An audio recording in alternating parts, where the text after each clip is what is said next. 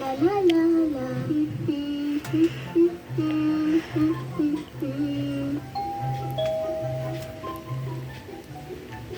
আরে পিছনে গিয়ে একটু দেখি যে কে এসেছে।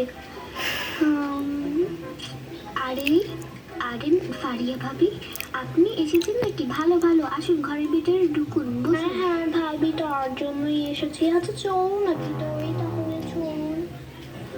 তা বলুন ভাবি। দীঘা যাবে ভাবি, আপনার সাথে শুধু একটাই পার্থক্য, শুধু আপনার সবার সাথে।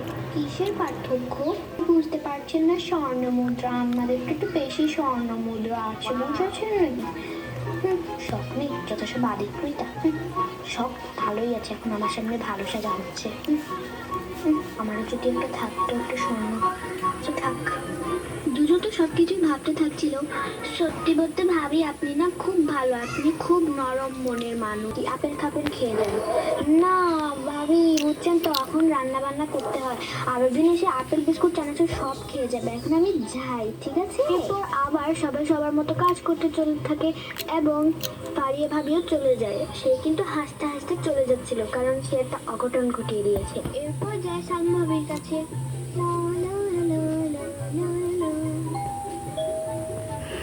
কে এসেছে আবার, বিরক্ত করে এটা।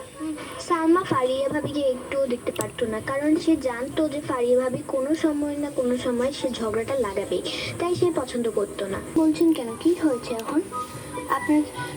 আসলে না না, মানে তেমন কিছু না, মানে আপনার বান্ধবীর নামে, মানে আপনার বান্ধবী আপনার নামে যে খারাপ কথা বলছে, বলে যে আপনি নাকি খুব রাগী মানুষ, এটা সেটা। বাট আমি অনেক মানে মন খারাপ করেছি আপনার জন্য, থাক কিছু মনে করেন না।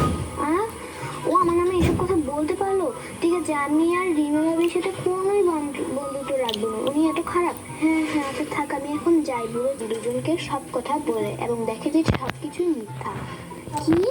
তার মানে আমি তোমাকে আমি এত খারাপ ভেবেছিলাম? হ্যাঁ আমিও তো আপনাকে খারাপ ভেবেছিলাম। চলুন আজকে সাজটা করবো। হ্যাঁ হ্যাঁ আজকে তো সাজটা করতেই হবে। তারপর ফারিয়া ভাবিকে ধরে তাকে অনেকভাবে বকা দেওয়া হয়। আর